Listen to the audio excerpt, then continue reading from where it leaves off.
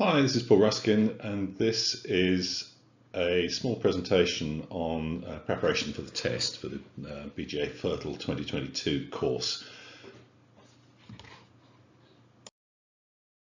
Now let's talk a little about the FRTOL test. What do you need to do? Well, the obvious first thing to do would be to review all the course slides. So that's all the videos under the course materials part of the website. Learn the material in the basic tools section, including the annex with the theoretical knowledge. Now, that's going to be really important to do the theoretical knowledge test, but you also need to know that when you're taking your practical test. You can practice using the test routes and test scripts that we've given you. And a few hints. Make sure you know by rote the format for the following calls: the initial call, the full call, what we call the procedural position report, BDF calls, and emergency calls. As you'll see, people, if you get that wrong, that's a bad start. Be very clear about where your call sign goes at the beginning and the end of the call, and when it's one and when it's the other. Understand the 4 different types of air traffic services outside controlled airspace and the differences between them. And actually the one that's inside controlled airspace as well, radar control. Know the difference between Roger, Wilco, affirm, and negative. Be able to talk about, or do, depending which test you take, the calls that would be made taxiing, taking off and landing at various types of airfield with different types of air traffic service units. And become fluent and able to adapt to different circumstances. So be in a position to think about what you're saying. And the best way of doing that, I think, is understanding the framework you're trying to put information into and having in front of you the key things you're trying to say. So the QNH, your destination, next turning point, your altitude and your position. So use the paper that you can have in front of you to capture those things when you need them. On the website, I've put feedback from previous exam candidates. It's in the online course section of the website, and that's very useful because these are things people tend to have got wrong in the past. And we put 100 people through the test last year, and we got some really good feedback from the examiners. So if you go through that and make sure you don't do those things, I think you'll find that helpful. And then you're going to need to check with an exam coach that they think you're ready, and they'll need to complete the course completion certificate, which will let you take the test. Good preparation to prepare for the FRTOL course. Let's talk about some things you need to know.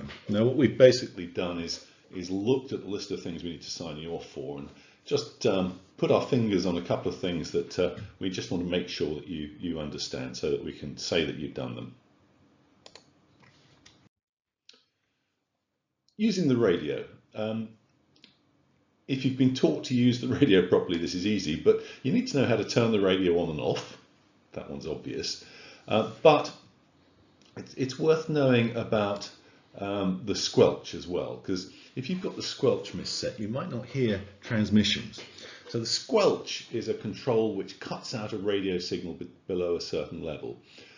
If it's set too high, you won't hear weak stations. So the radio will be relatively quiet.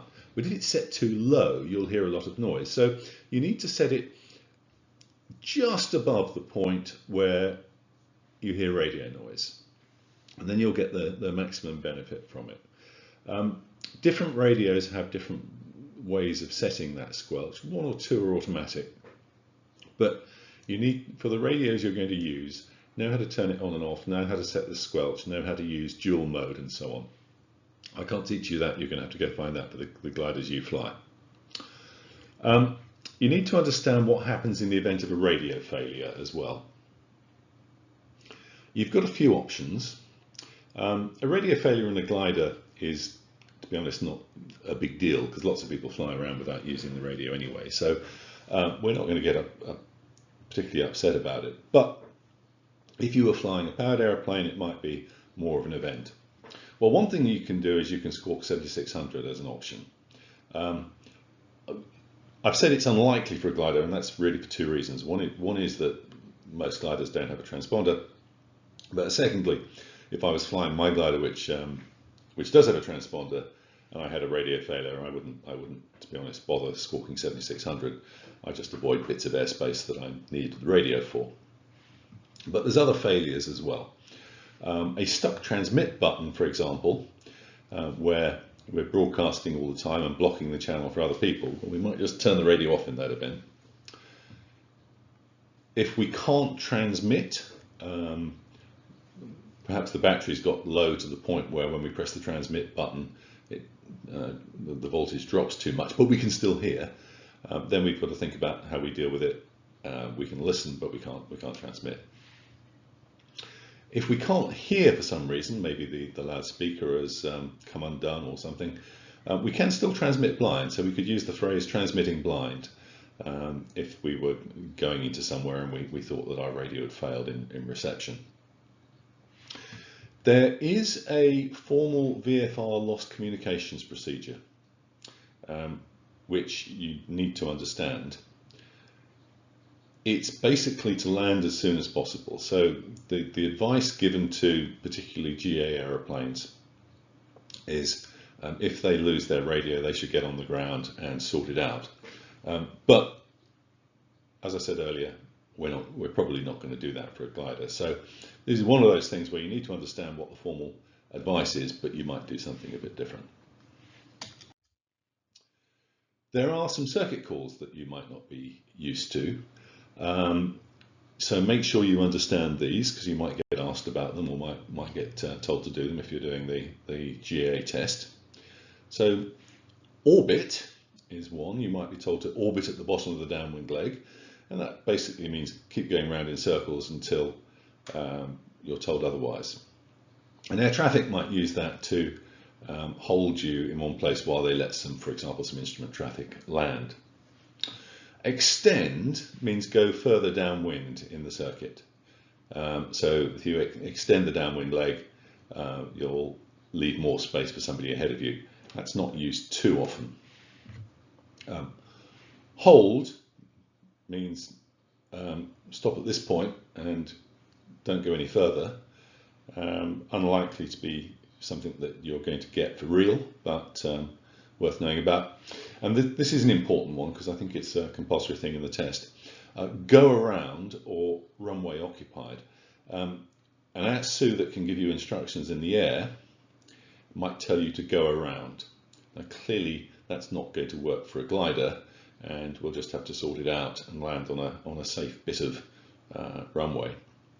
But in a powered airplane, an instruction to go around means just that. You have to not land, but put the power back on, climb on the dead side, and rejoin the circuit. If you're told the runway is occupied, you have to do the same thing. So an air-ground communication service might say runway occupied, and you're not allowed to land on an occupied runway except in a circumstance I'll mention in a moment. So you'll have to go around. Again, not something we can do in a glider, but applicable to an RT license because you have to understand the whole thing. The exception to not being able to land on a runway is if you're permitted to land after. So if an air traffic service unit is of, and I think this might only be air traffic control, but I'm not sure. If an ATSU is clear that there is enough room for you to land, but there's somebody perhaps at the end of a long runway who hasn't yet vacated, you can be told to land after the Cessna ahead of you, and that gives you permission to land. You do need to understand danger area services, and there are two types. There's a danger area crossing service, which is able to give you a clearance to cross a danger area. To use it, you ask for a crossing and preferably give an estimated time. So request crossing service for danger area 113 between 1430 and 1445, for example. The other service is a danger area activity information service, pronounced DAIS, so a DAIS, and that will give you information about a danger area, for example, whether it's active or not active. And that can be helpful to decide whether you're able to go there or not. And you can find the details of all those things and all the danger areas in the UK Air Information Publication and the AIC's, the Air Information Circulars.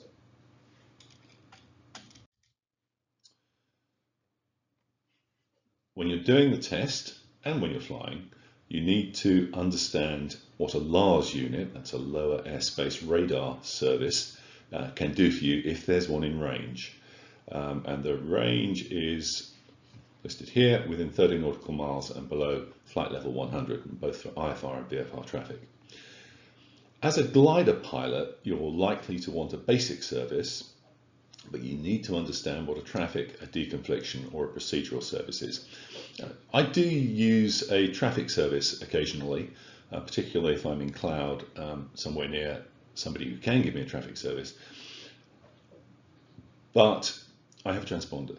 If you don't have a transponder, a traffic service is going to be difficult because a controller will have to identify you, which involves you doing turns on command and then flying in a certain direction for a certain time. So probably it's not going to happen. Now the LARS units are a mix of civil and military airfields. They'll basically provide a basic and a traffic service. You might just get a deconfliction service out of them, but it's quite hard outside controlled airspace. Told you where they're available. There's by no means full coverage of the country, and the service levels you can get vary quite a lot according to how busy they are and whether they're open. So a lot of the military providers are closed at weekends. You need to know about this for the test, even if you don't use them when you're flying your glider. In the exam, the routes and frequencies you're going to be given are fictional, so work off the information you're given on the pilot log. You can ask for a LARS service from a radar unit, but don't try and ask for a service from an air-ground communications service. You won't get one.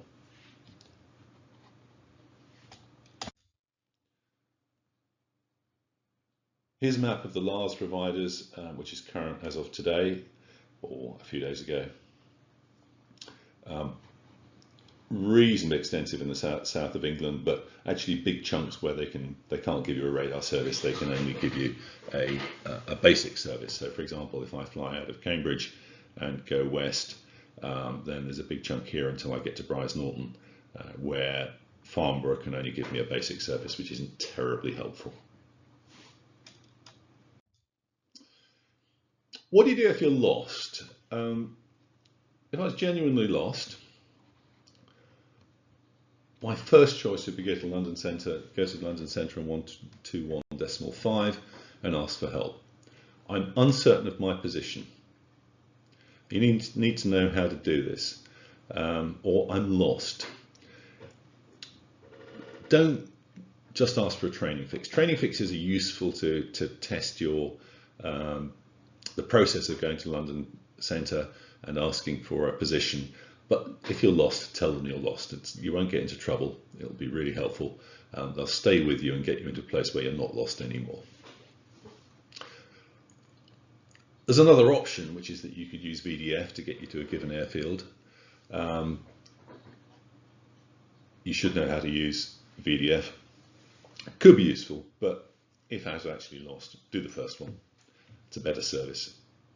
If you're very clever, you can use multiple VDFs to figure out where you are and do cross-cuts. Don't even think about it. So the VDF that you might want to use, you need to know these things. These are three of the Q codes that you do need to know. So you need to know what a QDM is, a QDR is, and a QTE. So a QDM is the magnetic bearing to be steered by an aircraft in nil wind to get to the station. So anytime approach, Golf Alpha Bravo Charlie Delta, request QDM, Golf Alpha Bravo Charlie Delta. And putting the call sign on the end is just to extend the transmission to give the controller long enough to look at the display so that they can come back and tell you what the QDM is. The QDR is your bearing from them. So you can ask for that if you want. Or you can ask for a true bearing of the aircraft from the station, which is a QTE. And strangely, that has a different format. So you can use true bearing, anytime approach, Golf Alpha Bravo Charlie Delta, request true bearing. and you'll get that true bearing. So if you were trying to do the plot of where you were by talking to a few different ATSUs and getting bearings from each of them, that's what you probably do. You need to read back the information you're given and the class that it is. Position reports. Part of the test is to be able to make this what we've called a procedural position report. It was really designed for aircraft flying in airways between one beacon and another. And it's not going to be much use to you in real life, but in the test you need to know how to do it. So how this will happen is you'll be flying your route and the examiner as the controller will say to you, report at Ely, say. And that's your clue that when you get to Ely, and you don't have to be there immediately, you can be there a few minutes later, when you get to Ely, for example, you need to make a procedural position report. And it works like this: Golf, Papa November, Ely 03, 2,200 feet, Cambridge 12. Now what that means is that's you, the Golf Papa November. You're already on the frequency, so you're using your shortened call sign. Ely was the place where you were asked to make the position report, and what you tell them is you were there at time 03. You might be making this report a few minutes later because the frequency has been congested. That's your altitude. You will be working on altitude. If it's not your altitude, say whatever it is, but the assumption is it's altitude. This is your next turning point, Cambridge, and this is your expected time of arrival.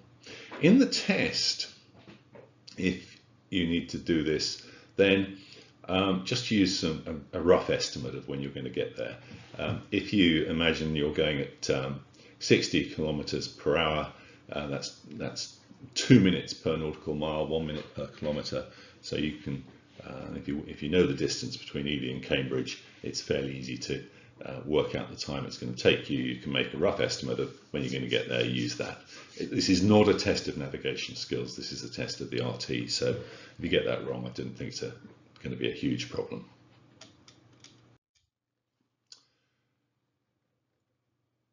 The TNG flight is worth studying because both if you do the gliding style test or if you do the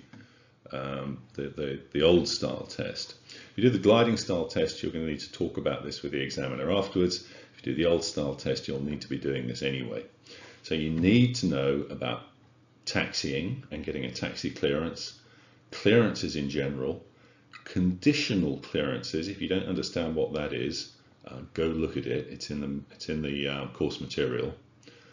Your takeoff clearance, what an ATIS is and how to get it, how to do a Class E airways crossing, how to join a circuit, and how to get a clearance to land.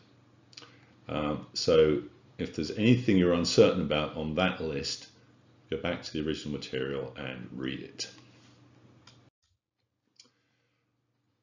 Some common faults, and we've put a more exhaustive list up on the website, but here are a few of them. Call signs abbreviations, so when to shorten the call sign, and the answer to that is when air traffic have used your shortened call signs, and of course what it is, so it's glider Charlie Delta, not glider Golf Charlie Delta, which it might have been in the past, so there are people still doing that. When the call sign goes before your message or after your message, so when it's new information you're giving, it's before. If you're repeating something back, it's after. Correct usage of the ATSU call sign. So we only actually need to use that once at the beginning of the whole message stream. After that, we don't use their call sign. But we also need to use their full call sign. So Cambridge Approach or Cambridge Radar or Cambridge Tower, for example. In real life, if you don't know which they're going to be using, You can listen out until somebody uses it, or you can just call them Cambridge, or you can assume it's going to be Cambridge Approach, and they will correct you if they're radar today. Knowing what to read back and not what to read back, it tends to be the safety critical stuff that you need to read back, so you can use that as a way of thinking about it. Don't have ers and rs. If you're like that, try not to do that. So think before you speak is the way around that. Put your message in your head and then put the message out. And then misuse of Wilco, affirm, and Roger. You only need one of those, so we don't say Roger Wilco or Wilco Roger, but you need to know what they mean and when to use them. A few tips. Write down things you're told. So if you in the exam, you will have a pad of paper in front of you and a pen.